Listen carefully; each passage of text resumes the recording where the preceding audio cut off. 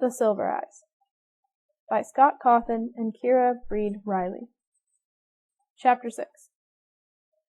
The other car was gone from the lot, and when they went into the room, there was a note on Charlie's pillow, written in Marla's big, loopy handwriting.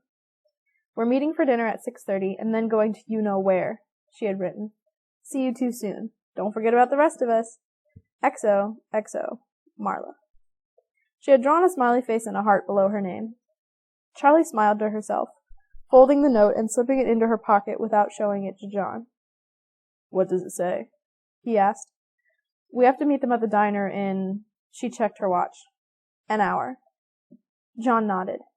He was still standing in the doorway, waiting for something. "What?" Charlie said. "I need to go change," he said, gesturing at the rumpled clothing he was wearing. "Can I take your car?" He held up the keys and jangled them. "Oh, yeah, of course. Just come back for me," Charlie said with a grin. He smiled. "Of course," he added with a wink.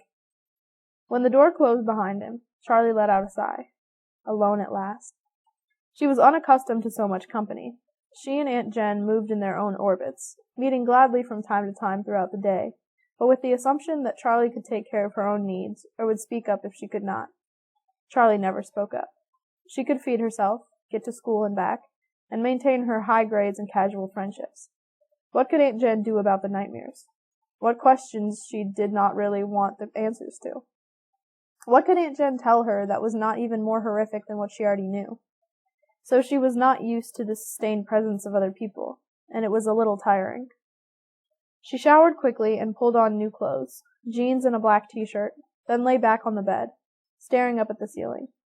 She had a vague sense that her mind should be racing with excitement or horror at their discoveries, going over and over the memories she had awakened, searching for something new. Instead, she just felt blank. She wanted to be alone, to push the memories to the back of her mind where they belonged. After what seemed like only a few short minutes, there was a knock on the door, and Charlie sat up, checking her watch. More time had passed than she realized. It was time to leave. She let John in. "I have to put on my shoes," she said. She looked up at him as she knotted the laces. He had changed, this time into jeans and a t-shirt, a contrast with the formal clothes she had gotten used to. His hair was still wet, and there was something fresh and bright about him. She smiled a little. "What?" he said when he noticed. "Nothing," she said. "You still look dirty," she joked as she pushed past him. They got in the car. This time she drove, and when they reached the diner, Charlie turned off the engine and hesitated, not moving to leave the car. "John," she said, "I don't want to tell anyone about Fredbear's." "But—" he stopped himself. "Yeah," he said. "I think we forget this is your life and not just some adventure. It's fine. I can keep a secret." "It's all our lives," she said. "We were all there. We can tell them later. I just want to sort some of it out for myself right now." "You got it," he said. He looked a little pleased. Charlie knew why. It was a secret between them, something she entrusted only to him. When they went inside, everyone was already halfway through dinner. Charlie realized with a sharp pang that she had not eaten all day, and she found herself suddenly starving. The waitress spotted them as they sat down and came over immediately. They talked intermittently. Lamar, Jason, and Marla had gone to a movie, and Carlton and Jessica had played video games at his house. But their conversation was cursory, just filling the time as they ate. Charlie barely listened, and she had the feeling that even those who were talking were paying little attention to their own words. There was an agitated energy among the group.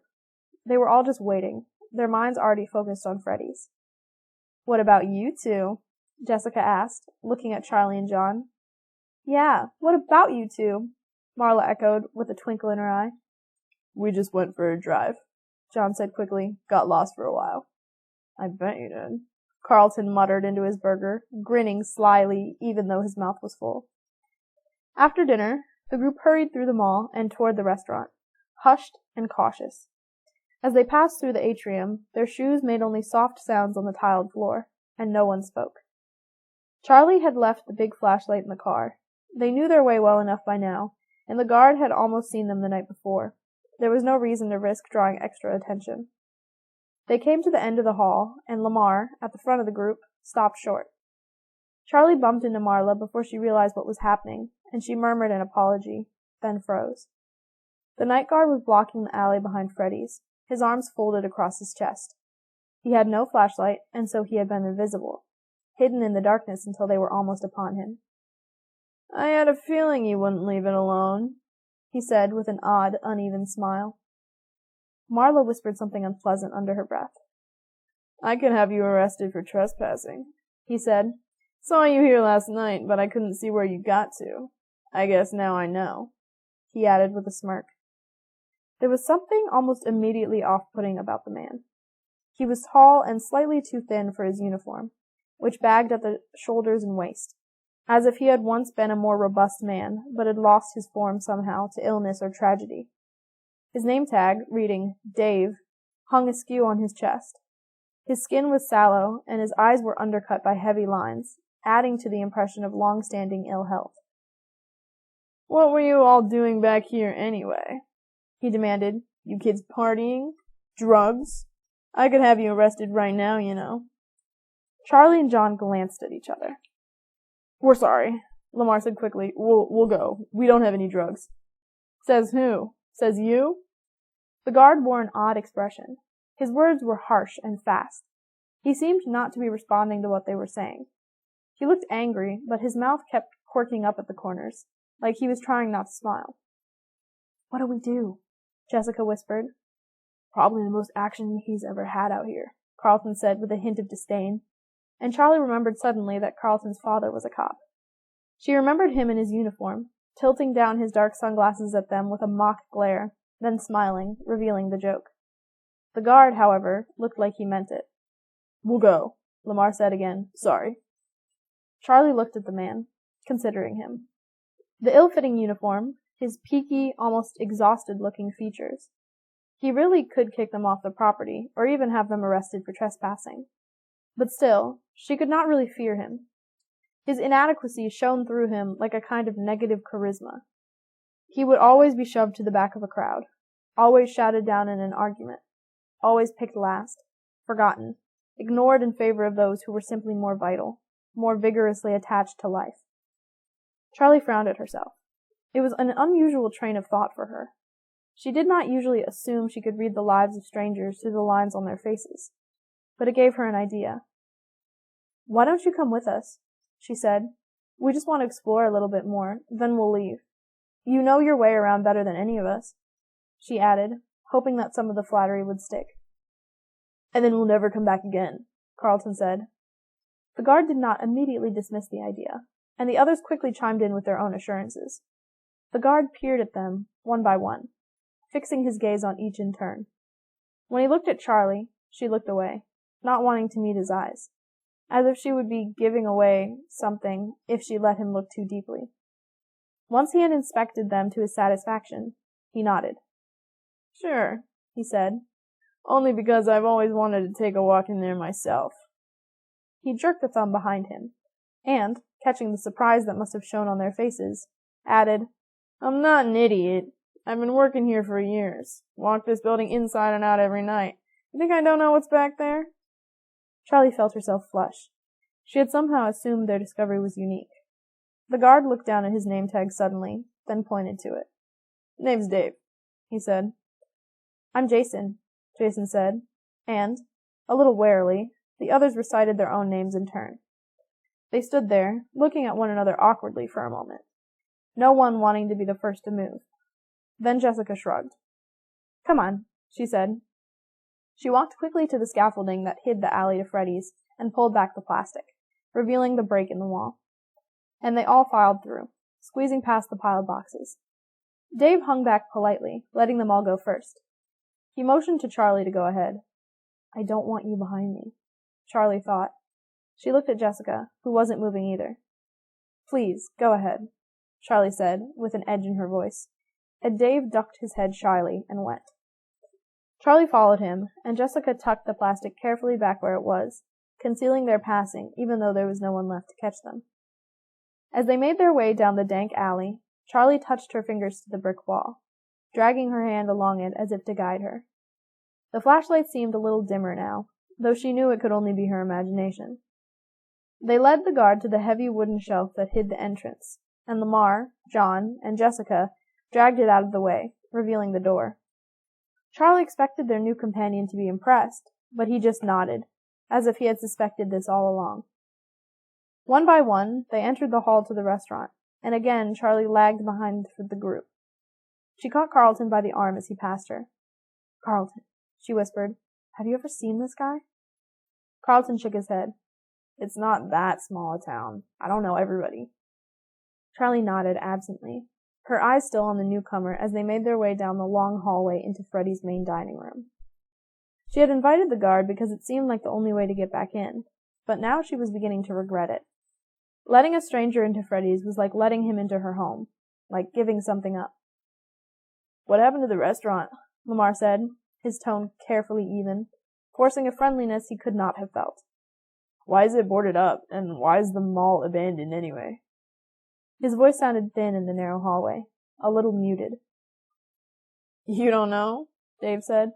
"This town needs money, jobs, revenue, things like that. And one thing we've got a lot of is space. So they decided to build a big mall, try and attract businesses, maybe even tourists. They built up around where Freddie Fazbear's was, but when it came to it, no one would lease the restaurant, because of what happened. So someone had the bright idea of sealing the whole place up intact. Someone who had a sentimental attachment to it, perhaps.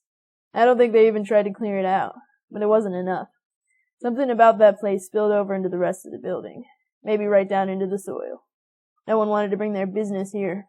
Sometimes business owners, franchisers from outside of town, would come and look at the place, but they never signed the papers. Said it just didn't feel right. I think it's got an aura, a mystical energy maybe, if you believe in that sort of thing." Dave wiggled his fingers in the air as though casting a spell. "I don't believe in that sort of thing," Lamar said shortly, but the guard did not seem to notice his tone. "To each his own," he said. "All I know is no one ever wanted their stores here, and they abandoned the construction before the building was even finished. Now nobody comes up here except kids wanting to screw around. And me," he added with what sounded like pride. He must have felt possessive, Charlie thought, the only one who ever came here for years and years. It must have felt like it belonged to him, this strange, half-finished building. To him, they must be the invaders. They came to the end of the hallway, and the space opened up before them. Jessica ran ahead to the control room beneath the stage, her flashlight bobbing merrily ahead of her. She disappeared for a moment, then hit the light switch, and all at once the room was warm and bright. Charlie stopped, blinking in the sudden light. Dave brushed past her, and as he did, something caught her eye. There was a scar on his neck, curved and ugly, almost a perfect half-moon. The tissue was knotted and white. The cut that made it must have been a deep one. Only a few feet away, Dave turned in a circle, taking in the restaurant, awed, and as he did, Charlie saw that the scar had a twin, the same half-moon, in the same place on the other side of his neck. She shivered a little. The marks were too clean, too perfectly placed. They almost looked deliberate. The group fanned out. Carlton, for some reason, headed toward the kitchen, and Jason wandered away toward the arcane again. "Be careful," Marla called after him, but she was already following Lamar to the control room to join Jessica. Charlie hung back, and John stayed with her. There was something different in the air, Charlie thought. It felt thinner, like she had to breathe deeper to get enough oxygen. "It's just a guy," she told herself. But that was the problem. They had brought an outsider in with them, and now the restaurant felt less secure, no longer hidden away. Freddys had been breached. Freddie, Bonnie, and Chica had begun to jerk in their stiff, single movements. Charlie looked at Dave, but he did not appear surprised. "He's been here before," she thought. Then, "Of course he's been here. The whole town used to come here back then." John motioned her on, and reluctantly she went with him to the control room. Dave tagged along behind them like a stray. In the booth, Jessica was hunched over, pressing buttons, and Lamar was studying the control board, trying to make sense of it. Dave peered intently over their shoulders, watching. He was nodding slightly to himself, wrapped up in some private calculation, and when Jessica stepped back and stretched, he cleared his throat. He said, "Can I try?" He drew himself up a little, extending his arm graciously. Jessica and Lamar exchanged glances, then shrugged. Why not? Jessica said. They shuffled around so that he could reach the board, and he stared down at it for a long moment without moving, then touched a short series of buttons. A hum rose from the speakers, a long, low tone that did not waver. Whoa, Jessica said, and pointed to the monitors. Charlie saw movement on the screen and backed out of the control room to look for herself. On stage, the animals were dancing, crudely, awkwardly, without the grace or complexity Charlie remembered, but they were moving in sequences, not just one motion at a time. Charlie went back to the control room, but did not go beyond the door. How did you do that? She snapped, not caring if it was rude. Dave raised his hands in the air. Beginner's luck, he said. I just pressed some buttons. Right, Charlie said. She rubbed her temples. Can someone please turn off the speakers? Lamar darted forward and flipped the switch, and the sound died. Despite the silence, Charlie felt as if she could still hear it, whining away inside her head. She closed her eyes for a moment, and when she opened them, Jessica and Lamar had gone back to working the controls. But there was a caution to their movements, and they glanced at each other every few seconds, as if seeking reassurance. Charlie looked at John. His arms were folded across his chest, and his eyes were trained on the back of Dave's head. In the arcade, Carlton pressed some random buttons on a game console, knowing nothing would happen, then turned around, finding himself the subject of an 11-year-old's resentful stare. What? He said. I'm not a baby, Jason said. You don't have to watch me. What? Jason, I'm not watching you. I'm just hanging out with you. I'm not Marla. Go stick your tongue in an electric socket for all I care. He waggled his eyebrows comically, and Jason laughed. Okay then, maybe I will, he said. He scanned the baseboards for a socket, briefly considering calling Carlton's bluff. But when he glanced back, Carlton had already wandered off. Jason bit his lip and rocked on his heels, feeling foolish. After a moment, he went back to the drawings on the wall. There were too many drawings to peruse each one in turn, but Jason suspected he would not need to. As they had the night before, the drawings would come to him. They wanted to be found. All Jason had to do was look. The drawings in the arcade gave up nothing. They were just children's grubby art, faded with age. He went back out into the dining room, still hugging the walls and scanning them, hunting for something that was more than crayon. What are you up to, Jason? Lamar was suddenly behind him. Jason turned around and studied him for a moment, considering. He liked Lamar, even if his friendliness could be traced easily to his interest in Marla. Lamar had bent down so his head was almost level with Jason's, and Jason leaned toward him and whispered, The drawings are moving. Lamar drew back, and for a moment a look of real alarm crossed his face, but it was fleeting. Jason bit his lip, waiting, and Lamar grinned at him, then reached out to pat him on the head. Okay, Jason, we'll get you the help you need, he said heartily, and Jason laughed and slapped Lamar's hand away. Shut up, seriously, Jason said with a hint of sheepishness, and Lamar patted his head again and headed off. As soon as Lamar was a few feet away, Jason rolled his eyes. What do you think I am, your pet? He gave his hair a violent tussle, as if he could shake loose whatever Lamar had done to him, then went back to the wall, concentrating. He had made his way all along one wall and was turning the corner when it happened. A flicker, just out of the corner of his eye, almost a shimmering. He stopped. Which one was it? He scanned the drawings again, going up and down the wall carefully, around the place he thought he had seen movement, but there was nothing. He started over, stopping to look at each crayon scribble, and then it happened again. He seized on it this time, his eye finding the drawing just as the shimmer of movement stopped, and just as he did, he saw another, so brief he would have ignored it, just a trick of the light, had he not been watching for it. It was above the first and maybe 2 feet to the left. His eyes darted back and forth, trying to see both at once. Suddenly, there was a third movement in a drawing between the two, this one more noticeable. This time he almost saw the drawing shift before it was still again. Sitting back on his heels, Jason looked at the 3 drawings, each in turn. The crayon was black, and they all looked like they had been drawn by the same kid, all with 2 figures in the foreground, a child and a rabbit. Jason glanced around the room. His sister and the others still seemed to be engaged by the stage. Lamar had gone back to join them. Jason pulled the drawing he had found the night before from his pocket. He smoothed it out, pressing it to the surface of the floor. Then, slowly, he peeled its linty tape out flat and stuck the paper to the wall just at his eye level. He stared at the wall, waiting. Nothing happened. Jason frowned. He had been so certain these would tell him something, but they were just drawings. The child and the bunny stood in the middle of the paper, in one close together, in another far apart. But there was nothing there that could be called a story. Oh well. He started to look over at the others again, and the highest one began to move. This time he saw the shift. The crayon lines twisted and slid on the page, moving of their own accord, too fast to follow. When the first stopped moving, another started, then continued one after the other until the last, the one he had just put back, was finished. Jason watched, eyes wide, his heart pounding.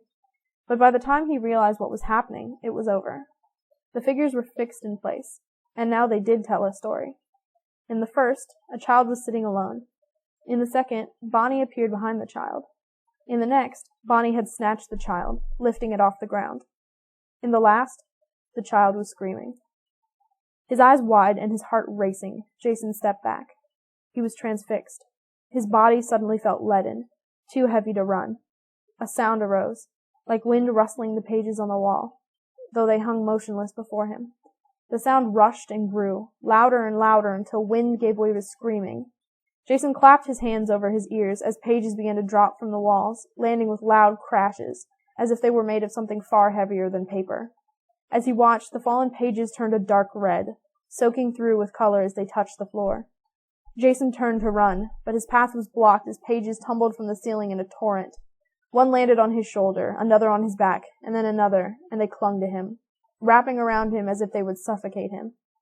Jason felt his legs buckle under the weight, dropping at last to one knee. As he braced himself under the storm of paper, the room began to shake violently. Jason gritted his teeth, trapped. And suddenly, it was over. The red-soaked papers were gone. There was nothing on his back, and Marla had him by the shoulder and was staring at him, wide-eyed. "Jason, what on earth is wrong with you?" Jason scrambled to his feet, brushing himself off as if he were covered with invisible insects. "The pictures were falling on me," he said urgently, still panicked. But as he looked back at the wall, he realized that the room was silent and still. A single picture had fallen from its place. Marla looked down at it, then back to her brother, and shook her head. She leaned close and hissed into his ear, "You embarrass me." She let loose her grip after a moment, her face almost blank, and walked away. Jason stumbled as he got to his feet, but followed as quickly as he could, keeping his eyes trained on the walls as they went. In the control room, Dave had his hands on the buttons, his fingers wandering lightly over them without pressing anything. The movement looked careless, instinctual, like a habit. Charlie leaned close to John. "He's been here before," she whispered. "Look at the way he touches the controls." "Maybe he's just good with computers," John offered, not sounding convinced. "Can you make them dance again?" Jessica asked. Dave barely seemed to acknowledge the question. His mouth hung slightly open, and he seemed to be staring at something none of them could see. In the bright lights, they could all see that his uniform was grubby and torn in places, his face poorly shaven, and his eyes a little unfocused. He looked less like a guard than a vagrant, and he looked at them all as if he had wandered in ages ago and they were the newcomers. It took him a moment to register the question. "Sure, let's see what I can do," he said. He smiled at her, his mouth askew. His eyes were a little too intent on her face, holding her gaze just a little too long. Jessica swallowed, seized with an instinctive revulsion, but she smiled back politely. "All right," Dave said. "I've been here a few times before. I think I can work some magic." Charlie and John exchanged glances. "You've been here before?"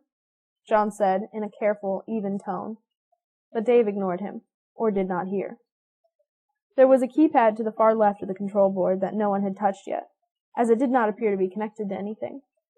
Now Dave reached for it and began to press the buttons quickly, as if he had done it 100 times before. He gave Jessica a conspiratorial glance. "For special occasions, you can request a dance." He smiled at her again with that crooked intensity. Great, Jessica said, breathing a sigh of relief. Anything to get out of such forced proximity to this man. She looked at Lamar. I'm gonna go look. Will you take over? Yeah, sure, he said, scooting forward to fill the vacancy as Jessica and Dave made their way out of the show area. On stage, the lights were flashing in patterns, accompanying music that no longer played, and Bonnie's mouth was moving as though in song. His eyelids closed for long blinks, then opened again with loud clicks, his glass eyes moving from side to side. One large blue hand rose and fell, strumming exaggeratedly on the red guitar, whose strings had long since gone missing. Lamar, how much of this are you doing? Carlton said, suitably impressed. Not much, Lamar called back. Most of it seems pre-programmed. Bonnie turned to them, and Jessica startled as he seemed to look right at her. But he turned away just as quickly to face the rows of empty seats, lifting his head to sing. It's strange seeing them like this, Jessica said, taking a step back to get a better view. Bonnie's foot tapped along in rhythm, and his mouth opened and closed the song. There was no voice. There was no music. There was only a strange humming coming from the speakers and an orchestra of mechanical snaps and squeaks. Bonnie sped up, strumming and tapping faster. His eyes suddenly seemed out of sync, looking left while the head went right, then rolling back into his head. Dave approached the stage with deliberate steps. Nervous little fella, aren't you? He smiled, seemingly unbothered as the rabbit moved faster and faster. Hey, Lamar, can you take it down a notch? Jessica called. Bonnie's arms began convulsing violently, his mouth open but stuttering, his eyes throwing their gaze in seemingly random directions. Lamar, something's wrong, Jessica cried. Bonnie's foot jerked upward with a sound like a gunshot, yanking free the bolt that anchored him to the stage. Lamar! Carlton climbed onto the stage and hurried to Bonnie, trying to search the rabbit for an off button as he ducked its erratic swings. Carlton, get down, you idiot! Jessica ran to the stage. Bonnie was moving too fast, out of control, as if his program had hit a glitch. He was no longer following the dance sequence they all remembered so well. He began to convulse and thrash. Carlton scrambled back, trying to get away, but Bonnie's arm broke away from the guitar, swinging out and hitting Carlton across the chest, knocking him off the stage. He landed on his back and stayed down, gasping for breath. Lamar! Jessica shouted. Lamar, turn it off! I don't know how, he yelled back. Jessica knelt down beside Carlton, looking helplessly at him. She tapped his shoulder insistently. Carlton, are you okay? Carlton, look at me. Carlton gave a small laugh that sounded more like a cough, then grabbed her hand and pulled himself up to sit. It's okay, he said. Just got the wind knocked out of me. Jessica still looked worried. I just need a minute, he assured her, the words still coming in little wheezes. In the control room, Lamar pressed button after button frantically, but on the screens he could still see Bonnie moving wildly and at random, not responding to anything he did. Charlie rushed in, pushing him out of the way, but it took her only seconds to see that the buttons were powerless. She locked eyes with Lamar for a moment. We aren't in control, she thought. As one, they rushed from the control room to help the others. Jessica screamed, a short, high-pitched sound, and Marla and John ran to her, Charlie and Lamar arriving seconds later. All the animals were moving now in that same fitful way, cycling through their programmed movements at random with a desperate, panicked air. The lights began to pulse, flickering rapidly on and off. The stage lights did the same, the colors appearing and disappearing so that the whole space was washed first in bright gold, then a sickly green, then a bruised and vicious purple. They blinked like strobes, and the effect was nauseating. The speakers blared brief bursts of static, cutting in and out like the lights, and beneath the static was the same sound they had heard the night before, the growling of a voice too low to be human, too indistinct to be speaking words. The group came together cautiously, not quite trusting their own senses.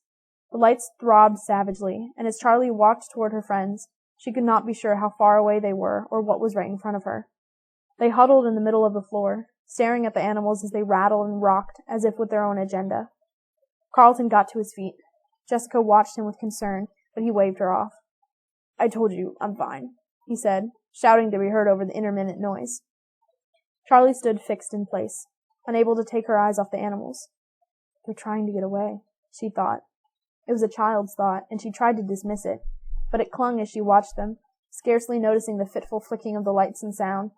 The animatronic creatures didn't look like they were glitching. Their movement seemed not mechanical, but hysterical. like there was something they needed desperately to do, but horribly could not. "Where's Dave?" John said suddenly. Charlie met his eyes with a rising dread. Oh no. They all looked around, but the guard was nowhere in sight. "We have to find him," Charlie said.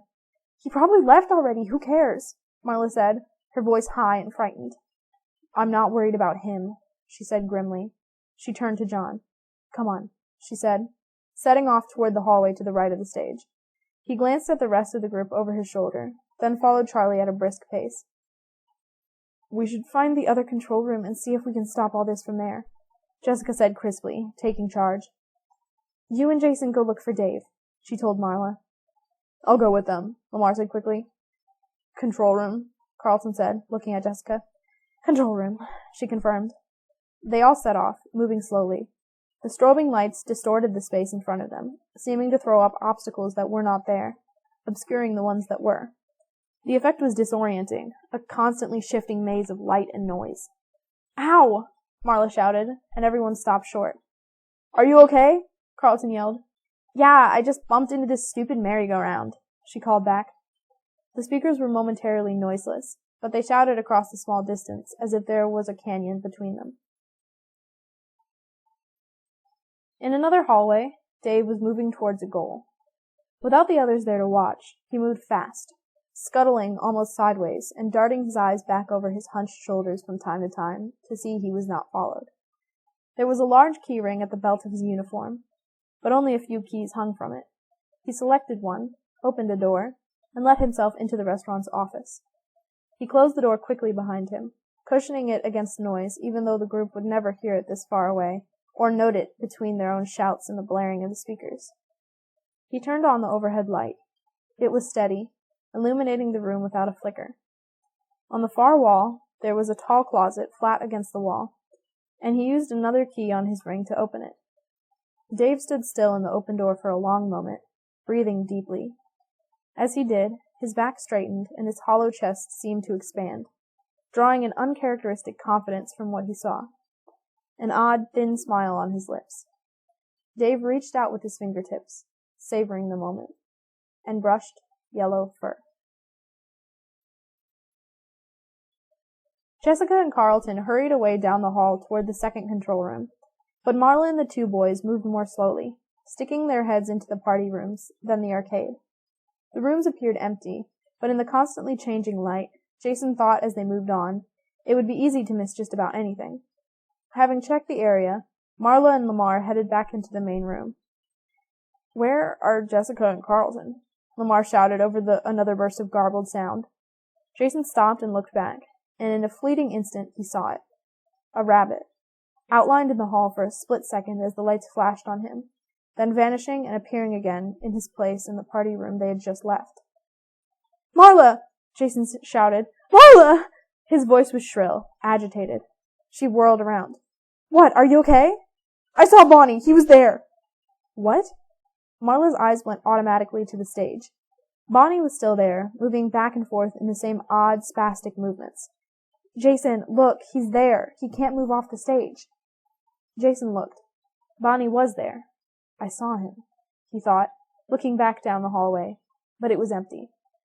Jessica came running up, out of breath. "Is everyone okay? I heard screaming." "We're fine," Lamar said. "Jason thought he saw something."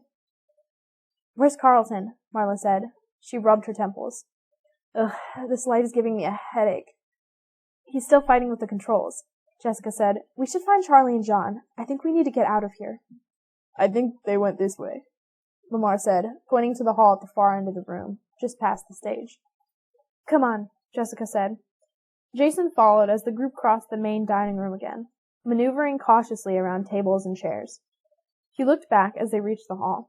Suddenly, Bonnie appeared again, darting out from the arcade and ducking into the hall that led to Pirate's Cove. Jason watched his sister and the others file through the doorway, then slipped away before they could see him go.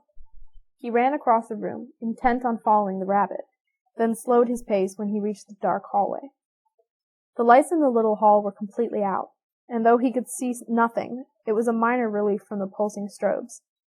Jason hugged the wall as he moved, trying to scan ahead of him for signs of movement, but it was too dark. His eyes had not adjusted. After what seemed like ages, he came out of the hall and into Pirate's Cove. From a distance, he could hear his sister's voice, calling his name. Guess they noticed I'm gone, he thought wryly.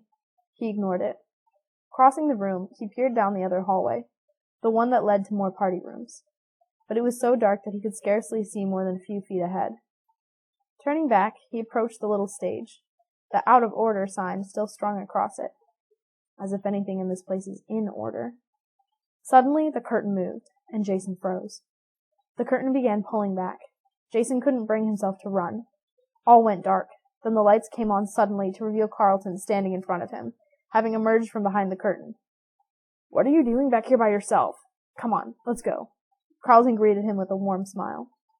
Awash with relief, Jason took a step forward, opening his mouth to speak, and stiffened, struck still with fear. Bonnie suddenly broke through the darkness, appearing beneath the stage lights before them. But it was not Bonnie. This rabbit's yellow fur was almost blinding in the light. He rushed at them, and before Jason could cry out, the giant rabbit had a hold of Carlton from behind, smothering his face with a giant matted paw and wrapping his other great arm around Carlton's chest, gripping tightly. Carlton struggled silently, hitting and kicking, but the creature barely seemed to notice. He screamed into the rabbit's paw, but the sound was swallowed whole. As he fought, the rabbit slunk back the way he came, dragging Carlton with him like a prize from the hunt. Jason watched them go, agape. His heart raced, and his breath was shallow. The stifling air around him made him lightheaded. A noise came from behind him, the grinding screech of rusted metal beginning to move, and he leaped forward and turned, moving just in time to avoid a hook as it plunged swiftly downward. Foxy's eyes flashed in synchrony with the lights above, and for a dizzy moment it seemed to Jason that those eyes were the controlling force behind it all, that if Foxy closed his eyes, every light might go out. The animal did not move like the others. It slowly, purposefully rose between the gap and the curtains, its gleaming eyes reaching a staggering height. Jason! It was Charlie's voice. He knew, but he kept staring back and forth, first at Foxy, then at the place where Carlton had been stolen away. Jason! She called again, and then she and John were beside him, touching him, shaking him out of his ghastly reverie. John grabbed his hand and pulled him into a run. In the main room, the others were already halfway down the hallway to the outside door, all but Marla, who was waiting anxiously at the entrance, her face flooding with relief when she saw Jason. Marla! Bonnie! He took Carlton!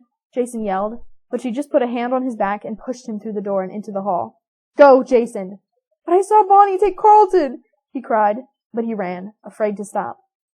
They ran down the hall to the outside door, all bouncing with a frightened impatience as they filed through to the alley one by one. There was no way to go faster. When they were all through, Charlie looked down the hallway for a long moment. There was no one coming. She shoved the door closed and stepped out of the way as Lamar and John wrestled the shelf back into place, blocking it off. No one saw Dave, Charlie said. It was not a question. They all shook their heads. He must have taken off when the lights started going haywire, Lamar offered, but he did not sound convinced. Carlton! Jason cried out again. Carlton is still in there! Bonnie took him! They all glanced around. Carlton was not with them. Oh no, Jessica said. He's still inside.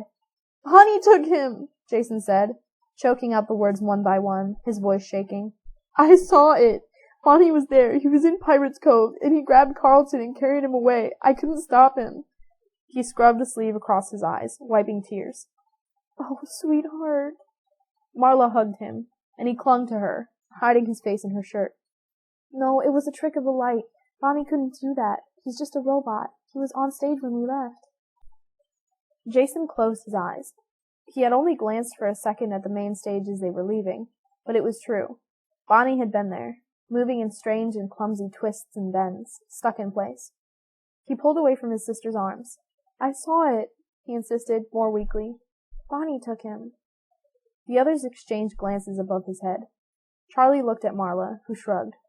We have to go back in, Charlie said. We have to get him. Jessica was nodding, but John cleared his throat. I think we need help, he said. It's not safe in there. Let's get Carlton's dad, Marla said. I'm not taking Jason back in there. Charlie wanted to protest, but she bit her tongue. They were right. Of course they were right. Whatever had just happened was beyond them. They needed help.